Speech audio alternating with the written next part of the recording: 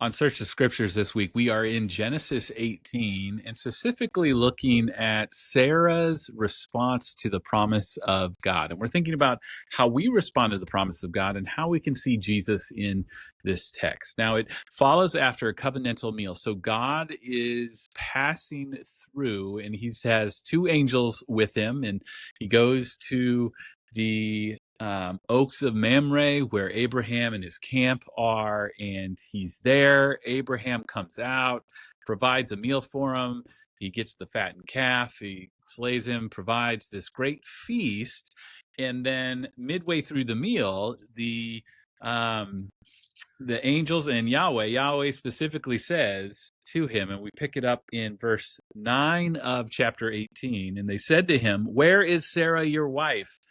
And he said, "She is in the tent." And the Lord said, "I will surely return." Now, this is Yahweh said, "I will surely return to you about this time next year, and Sarah, your wife, shall have a son." And this is key. Sarah was listening at the tent door behind him. And now Abraham and Sarah were old, advanced in years, and the way of women had ceased to be with Sarah. So Sarah laughed to herself, saying, "After I am worn out and my Lord is old, shall I have pleasure?" And the Lord said to Abraham, "Why did Sarah laugh and say, 'Shall I indeed bear a child now that I am old?' Is anything too hard for the Lord? At the appointed time, I will return to you about this time next year, and Sarah shall have a son." But Sarah denied it, saying, "I did not laugh, for she was afraid." And he said, "No, but you did laugh." Now, here is such a beautiful interaction. One, because this is the only time in the Old Testament that Yahweh is going to have a meal with man. It's the only time before the incarnation of Jesus that God will have a meal with man. And now we get to have a meal with him in the Lord's Supper as we celebrate at Reservoir every Sunday. But in this instance, the promise again has been given now to Sarah. We don't know if Abraham didn't share the information with his wife. That's not unreasonable, right? There's husbands and wives that don't tell each other important news all the time.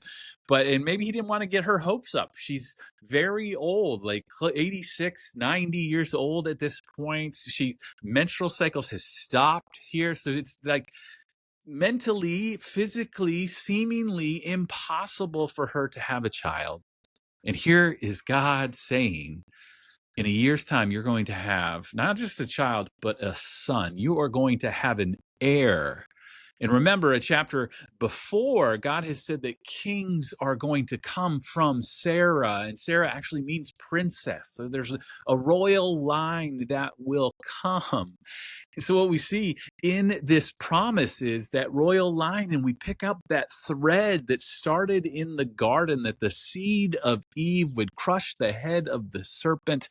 And when Jesus rides in on that colt of a donkey, the king coming into Jerusalem, the final king that has come from Sarah, finally comes in. And we see the fulfillment of even this promise in Genesis 18.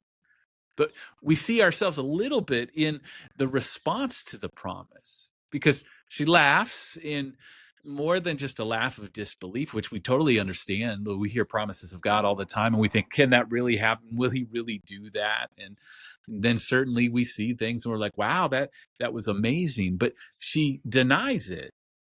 She denies that she laughed. God asks why she laughed, and she says, "I didn't laugh." And I wonder if it was shame, if it was a desire not to be vulnerable or to be fully known. But whatever reason, she wasn't willing to trust, to meet the invitation, to grab hold of the promise of God and live that life of wonder, of expectation, that expansive experience of leaning into the promise and seeing where it would take her. But here's where the grace of God comes in. She may have been uncomfortable because she denied it before God, but Isaac was still born.